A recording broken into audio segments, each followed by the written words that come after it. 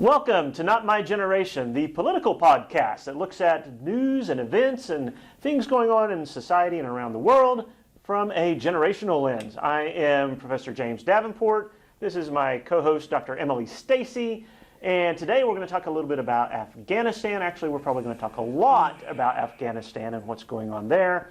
And maybe just a tad bit about some COVID stuff. So, how's your world? I mean, yeah. Do you want to start with bad or worse? COVID or Afghanistan? Which one? They both seem to have hit us, and isn't it strange that these things always seem to hit at the same time? Yeah, right? I'm not sure if the universe piles anything else on right now. If civilization can handle this, a lot of people will be stressing. That's for sure. Absolutely. So Afghanistan, as you may or may not know. Actually, during the Trump administration, it was announced that we would be leaving, and there was all sorts of controversy about that. The military was like, well, you can't just up and leave right now and all of this, but Trump said, we're going to do it. The Biden administration has not reversed course on that. That's not. And we've been seeing this withdrawal come about, and all of a sudden, guess what? The Taliban has reemerged, right? Well, they were never really gone. Exactly. But it is clear that they will be taking over again. They've already taken over. And there's been all sorts of questions about how are we evacuating, who are we evacuating, and this has kind of embroiled the current administration into this little this issue of are they doing enough to protect not just American citizens and troops, but Afghan citizens who helped the United States, who were in various ways, citizens who want to escape what is expected to be a very unfriendly Taliban regime. And so, what are your thoughts on this? Where do we go from here? Not many good places. So the Taliban actually recaptured Kabul about 2 weeks ago. So they've been on a systematic journey, basically conquest, to take back the larger cities and the provinces that they had controlled before. Of course, we invaded, back in the 2000s, right, the early 2000s, way back when. War on Terror. Right, all of that good stuff. So the Taliban, as Professor Davenport noted, really never went away, right? So we invaded, and that's not to say that our troops did not handle the mission that they were given, and that it was not a justifiable conflict for us to be in. However, the Taliban was really only kind of displaced in the same way that we've displaced the Islamic State from Iraq and Syria. We know that parts of these cells of these different terror networks are going to remain, right? People are going to be still adherents to your ideology, which is what's so hard about wrapping one's mind around the war on terrorism. It's not the same thing as a tangible goal or a tangible target, like the war in Iraq, or we're going to eliminate Osama bin Laden. When we talk about the war on terror, we're talking about an ideology, an idea, and it's extremely difficult, as we know, to eradicate knowledge and to eradicate ideas like this, especially whenever you have a group that is training younger generations, right? And so the Taliban, long story short, takes back Afghanistan, and there are lots of questions just in the taking back of Afghanistan, and again, the recapturing of the most important city, Kabul, last week, and one of them, I think, is where are the allies? Where are the Afghanis that we trained, that the American military has been there for 20 years? You're not hearing about, until just the last couple of days, really, about how the Afghan military forces, etc., are really starting to fight back against the Taliban. Obviously, it's a little too late in some of those instances, but we are hearing about some of the smaller provinces being taken back from Taliban fighters, and again, some of these very, very extremely hyper-local provinces. So that gets us to today. So basically, we have, as Professor Davenport noted, we began under the Trump administration the negotiations with the Taliban, which is, I don't know if you're as old as I am, you remember we don't negotiate with terrorists being a talking point of both Democratic and Republican administrations. And so it was a complete about face and really shocked a few Republicans when the Trump administration began those initial negotiations with the Taliban to attempt to end the war, to attempt to get the United States military out. And as you said, Biden has not reversed course. He, in fact, doubled down on it and made it a kind of keystone of his first year. In fact, announcing that we would remove all troops by September 11th, right? The perfect little 20th anniversary, golden nugget for him in terms of PR, except for it's really blown up in his face, and that is not a pun. No pun intended. This morning, I will be completely honest with you, Professor Davenport. I have an international relations class. It's my first class on Tuesday, Thursday at 9:30, and at about 9:23, I got the BBC notification on my cell phone that the first of now 3 explosions have been detonated at the Kabul airport, where the United States military is evacuating American citizens, American military, those allies, those translators, all of those Afghani partners that have been with us for the last 20 years, doing just as much of the hard and dirty work as the Americans on the ground there. If you have been paying attention to the evacuation process, you've seen these pictures, the videos coming from the tarmac of the airport where folks are hanging on the wings and on the wheels, etc. So we know that there are tens of thousands of people hanging out at the airport, waiting, trying to get out of Afghanistan before it is too late. It's too late. This morning, it was too late. And what I should have known, we have been hearing for the last couple of days from our own State Department, from international sources, Interpol, things like that, that a terrorist attack was imminent. Right, and not one, obviously, from the now governing regime, the Taliban. Right, ISIS-K. Right, and you gotta love this, man. When we talk about the Islamic State, and I make my AFG students do a debate paper every year, right? My freshman level kids do a debate paper every year, and their first topic I give them is the Islamic State, because not nearly enough Americans understand the difference between the Islamic State and the Taliban, or the difference between the Islamic State and Al-Qaeda. The Islamic State is an extremely decentralized terror network, and so they don't just exist in Iraq or Syria. And one of the more shocking things, I think, is their stronghold in Afghanistan. And that's not something I think people were really prepared for, because if you know the political history of Afghanistan and kind of understand the culture and devotion to Sharia law that the Taliban has, etc., we understand in international relations that that Afghanistan is a extremely tribal nation. It is extremely protective. It's very territorial, right? So the governing regime, particularly the Taliban, does not want competing Islamists, right? They do not want competing terror organizations within their borders, right? And ISIS-K is that. They are a competing terror organization. In fact, a lot of the adherents and participants in ISIS-K, and it's called ISIS-K because of the region that they're in, right? So it's the Islamic State of the Khorasan, and I'm sure I'm saying that improperly, but it's Khorasan. So the Khorasan is what the K stands for.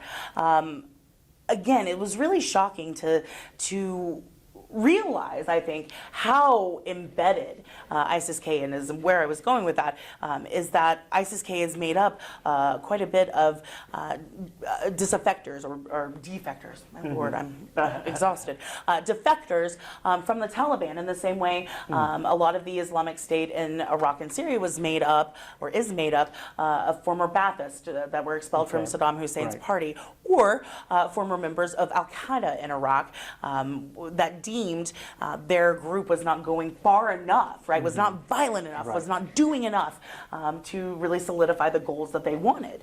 And so these terror attacks today, right, that so far, right now, as of 40 minutes ago, 60 people are dead, including right now, you've got a Navy medic and a couple of other service members. I want to say of 6 to 11 was the last report. But you've got 60 dead, 140 at least injured right now, and a total of 3 explosions so far. The first 2 were pretty much consecutive, not back to back, but it was about 30 to 45 minutes apart. And then this third one came about a couple of hours later. So I'm beleaguered. I went to IR, and like I said, I started watching, ABC News live from Kabul. They're reporting, and I'm almost late to class because I'm just so, to this. I want to see what happens next. Know that unfortunately, when we typically have suicide bombing situations, that it's usually not ever just one, right? Unfortunately. And when you are in a suicide bomb situation, if you're a suicide bomber, you're probably not going to blow yourself up to just kill 5 people, right? Unfortunately, you're trying to hit mass casualties. Yeah, exactly. Right. So this situation, kids, is bad, right? It's bad. And what I was going to say, I should have had a clear indication, right? I got up early. I always get up early. But I should have known that whenever I got up at about 5 this morning and read the news on Twitter that Vladimir Putin has started evacuating Russian assets, Ukrainian assets, Tajikistanis, etc., that there was obviously something that was going to happen today. Vladimir Putin was one of the very first leaders to recognize, what was going on in the Taliban, not close the embassy, not to recognize what was going on with the Taliban in Afghanistan, not close their embassy, not remove anybody from the country. But it became very clear that a terrorist attack was imminent. And like I said, it's usually a good indicator when Vladimir Putin starts moving around assets after he says that he's not going to, that something is probably on the horizon, unfortunately. So yeah, that's my nutshell. Woo, I know, breathe. Right? So let me ask you this, and I know maybe you don't want to go down this road, but I'm gonna push us down this road, right? 20 years in Afghanistan. 20 years. Trillions of dollars spent. Oof. Thousands of American lives, even many, many more thousands of Afghan lives. Absolutely. Not all who were terrorists or enemy combatants. Right. What do we get for that? So this is the unfortunate question I think that a lot of folks are asking, and the more unfortunate thing is that a lot of the folks that are asking it are likely going to be your veterans. I told my AFG class this morning, talking about this, that if they have a vet in their class, and of course we're right next door to Tinker Air Force Base, that they really should thank a veteran today and ask them about their well-being, because I think a lot of these folks have the same question, but they've actually been on the ground and are wondering, right. And like I said earlier, it's not to say that this mission was a failure, right? Osama bin Laden has been caught. The Taliban was at bay for 20 years. We allowed an entire generation of Afghanis to experience a taste of freedom. They have an LGBTQ population, and that would have never happened without American occupation. But now it's time for us to go, right? And so it's difficult. It's difficult to say what we've gained from this, because of course the governance regime is an organization that we're not going to deal directly with because they're terrorists. And so, even to, just the having the security of a base or just a presence there, would have been just a little consolation prize, but we don't even have that. I'm not sure, sir. I'm not sure is really my answer. And this is my problem with all of these kind of projects, that yes, if your goal was to go in and get, I want to say Saddam Hussein. Bin Laden, yeah. Bin Laden, right? That's how old I am. I remember the other guy. Bin Laden. Right there. And you get him, right? But that didn't end up being the only goal, right? Or even the primary goal. Absolutely. Right? We were going to do something else. We were going to help them establish right. democracy, right? But let's be honest, that never really happened. Yeah, they have some things that Yeah. you mentioned, Right. so, some groups, but It was a taste, like I said. it is the faulty assumption that you can manufacture a democratic system That's right. out of nothing. That's right. And that doesn't work. And we should have known that by now. And we have reason, and we could just look at Iraq and our efforts right? there. Yeah. Agreed. Because we were going to do the same thing there. We're going to get rid of Saddam Hussein. We're going to create a democratic republic that was, and no, that didn't happen there either. Yeah, I told my kids this morning, again, you can't export democracy.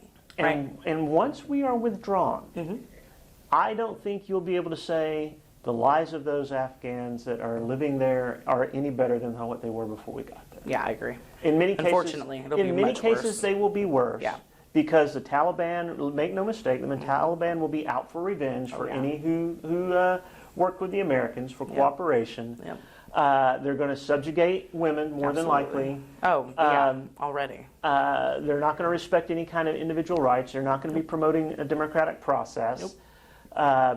Beyond that, you have lots of Afghans, as I mentioned, who were injured by our own bombs. We're here to help you, but let us drop this bomb on you first, right? Yeah. I didn't say it, viewers. Dear viewer. This is the reality of the situation. True. It absolutely is. It absolutely is. And it should make us much more cautious about this type of thing. Yeah. If you have a leader of a country that you believe their regime is posing a danger to your allies, to you, and you say, we're going to go in and fix that, Right. you need to limit yourself to that, right? Yes. And if you don't think the consequences of doing that are good, and if in other words, well, if we get rid of Saddam Hussein or bin Laden, somebody else will just, we got to go. Well, then you need to think long and hard about if that's what you really want to be doing. Agree. Because that is blood from American veterans.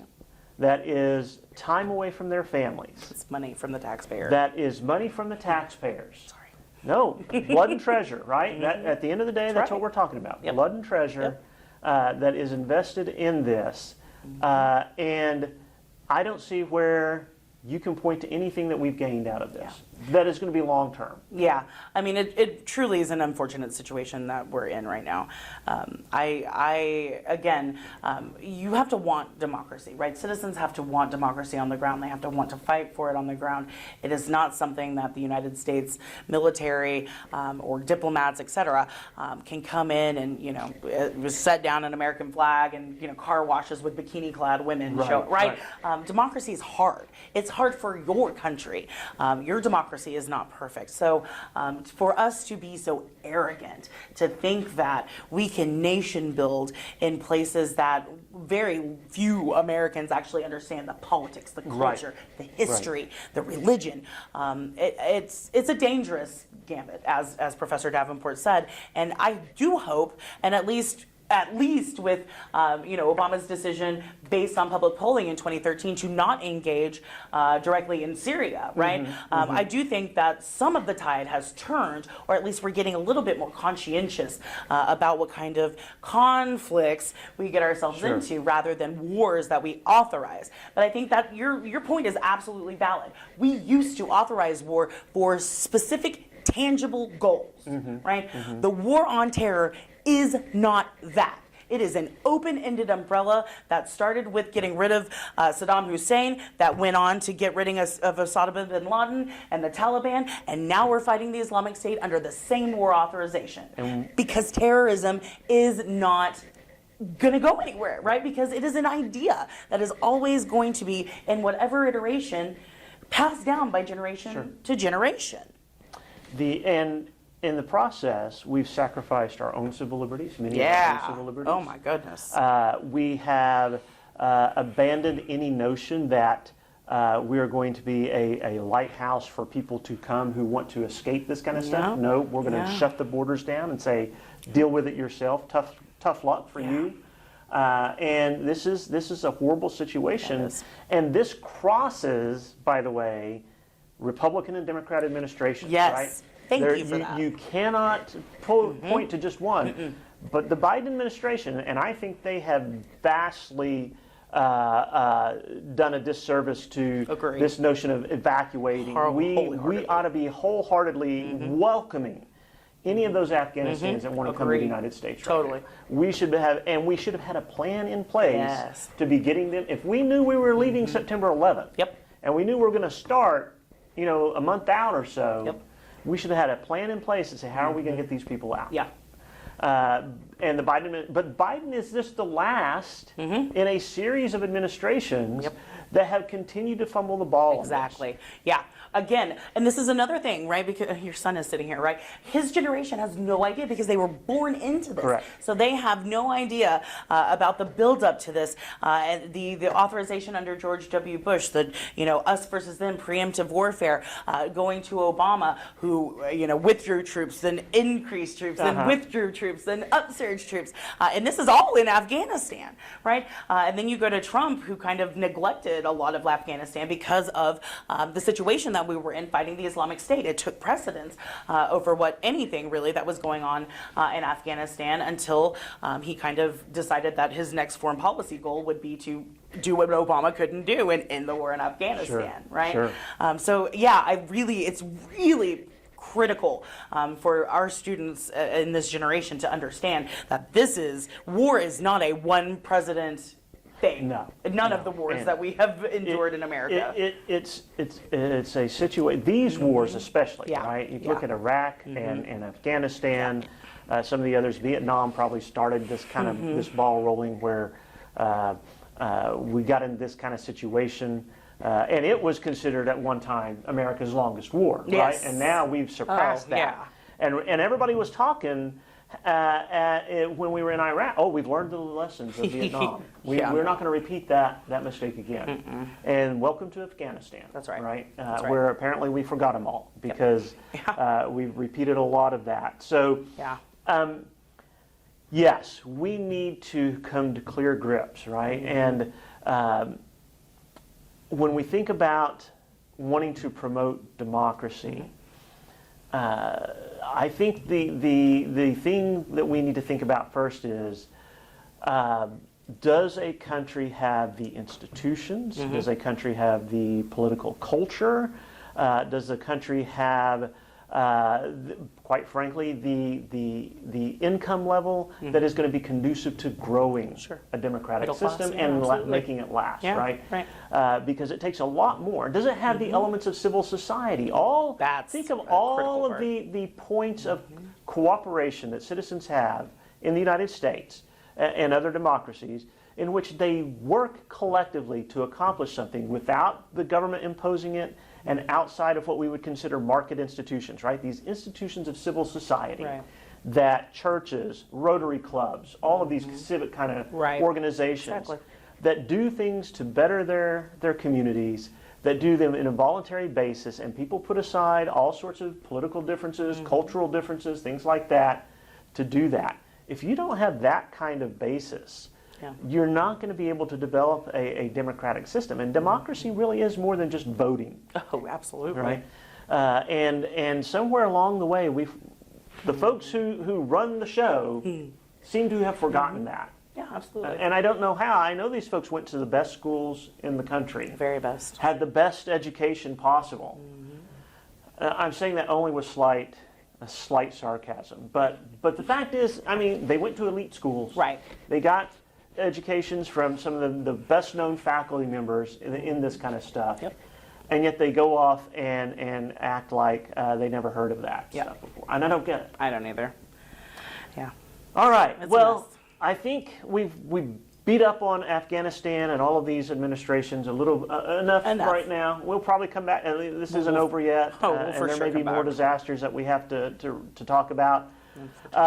Briefly, schools all over the country, colleges and universities coming back to classes.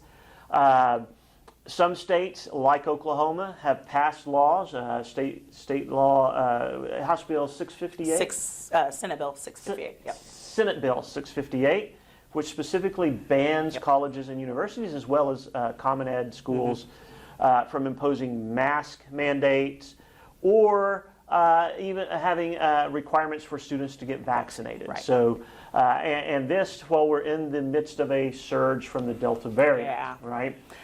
Not super good. And so schools are trying to scramble. What can we do, Right. Lots of schools, Rose State is one of them, that is encouraging students and trying to provide incentives Right. for students to get vaccinated. But we have had and will continue to have, I think, throughout the semester, reports of students before they ever stepped in class, Yeah. reporting to their professors, I have COVID Yep. and I can't come. Right? Already, I Yeah. don't know if you have gotten, but yesterday I had at least 3 different student parents call or email saying that their child either had to be picked up that day or had been exposed the day before, and that they were going to have to quarantine. So this is a situation. So, and I'm going to go back Yes, sir. and listen, I have friends who disagree with me vehemently. Just get the vaccine. I mean, Just get the vaccination, and we can get back to normal, right? And 2 things I want to emphasize. One is it's not a hoax. There's not a computer chip running through that I mean, needle. look, my pen doesn't stick to my arm. Right. Right. None of that is going on. Okay. It is metal. And we are seeing that the Delta variant causes much more problems. Absolutely. And right now, it is those who are not vaccinated are the ones who are ending up in the hospital and dying. Yeah. Right. So get the vaccination. Quit focusing on the few episodes of people who are vaccinated who caught it. All right. You know why? Because that happens with every vaccine that we have. Yep. It's not 100% for everybody. But even those who catch it still are not getting as sick and are not winding up in the hospital or dying. Right. So we need this is the first message. The second message is don't go so far to the other end that you think, well, even if I have the vaccine, I can't do anything. Right? Yeah, I agree with that. The vaccine will protect you, and the likelihood of you catching it and spreading it is significantly diminished if you've been vaccinated. Yep. And so whether you're left, right, whether you voted for Trump, whether you voted for Biden, and we'll talk about some of that interesting data next week, get vaccinated. And you're not just protecting yourself, you're protecting a lot of other people as well. Yeah, the polarization of this issue is mind-boggling to me, right? As we were discussing before the camera turned on, I'm 36 years old, from born and raised in Norman, Oklahoma, not from some liberal bastion, although some people in Oklahoma may think that. I remember getting lined up in elementary school to get the hepatitis A through C shots. Sure. If you go to a public school, you have a vaccine passport. It's called your immunization card. It's just so mind-boggling where we are with medical science, and kind of bringing it back around to the national debate over masking. Right, the Senate Bill 658 is just a part of the collection of national legislation that has mandated that we can't mandate masks and things like that. Florida has been really the most significant of the states being focused on in the public, and that's because, of course, their infection rate is highest in the nation right now. But their governor, Ron DeSantis, who is obviously running for president in 2024 against Harris, is really just double, triple, quadrupled down against their school districts. In fact, the governor is actually suing Florida public school districts, the individual ones that have defied his mask mandate has defied his non-mask mandate. I'm not sure how to word that, but they've allowed and mandated masks in their public schools against the governor's wishes, and now he is actually suing. And get this, he is suing for the exact amount from each school district that would equal their salaries. Right. So what he is trying to do is effectively shut down his public schools, which seems. That seems odd with the fact that they've been saying, oh, we need to open the school. Right? That. So interestingly enough, right before we got in here about an hour or two ago, Oklahoma got its first two defectors. So of course, again, 658 is our own little piece of legislation that says, the districts or the colleges cannot make you wear a mask on campus. But we did have OSU OKC around noon who called it and are now requiring on their campus and within their campus buildings masks to be worn. And then Tulsa Public Schools just before we came up here. So that's a big one. And of course, Stitt is from Tulsa. So that one's going to hurt a lot. Yeah. I would not be surprised by the end of this podcast, by the end of the week, if you're more, again, liberal parts of Oklahoma school districts, Norman, for example, I would be surprised if they don't turn the tide as well. Yeah. So really interesting backlash. Of course, I said, DeSantis is suing his schools. I'm not sure. I would hope that Kevin Stitt already recognizes that, Common Ed is woefully underfunded. And don't get me started on the higher education budget. So I'm not sure bleeding a turnip is really going to help the situation. But we'll see how his administration reacts. We've already had some rumblings, I think, in the legislature and folks who are saying just that thing. We're going to go after these schools. And listen, my perspective, all right? If a school district wants to have a mask mandate, all right. If they don't want to have a mask mandate, all right. But that should be the school district's call, not the state legislatures. It is beyond me that those state legislatures think they know better about what's happening in specific communities and can make that decision for them rather than letting those elected officials at that local level make that decision. And this was my problem last year when you had the governor, at odds with certain mayors, Mayor of Oklahoma City, Mayor of Tulsa, and telling them you're going to do X. Let the folks who are elected to represent people in that local area make decisions based on what's going on in those areas, right? I'm certainly glad to be teaching without a mask. Many of my colleagues still wear a mask. It doesn't bother me. And I would say if you are someone who lives with someone who is compromised in some way, can't get the vaccine, you probably want to take every precaution you can to ensure that nothing happens. So we need to be tolerant of different risk tolerance levels in people, but we also need to be realistic that the way we move out of this is the same way we moved out of measles and mumps and chicken. We vaccinated them out of existence for the most part. Right? And until recently, when we had a larger population of anti-vaxxers who all of a sudden start sharing this with each other again, right? But this is the way out. It really is, and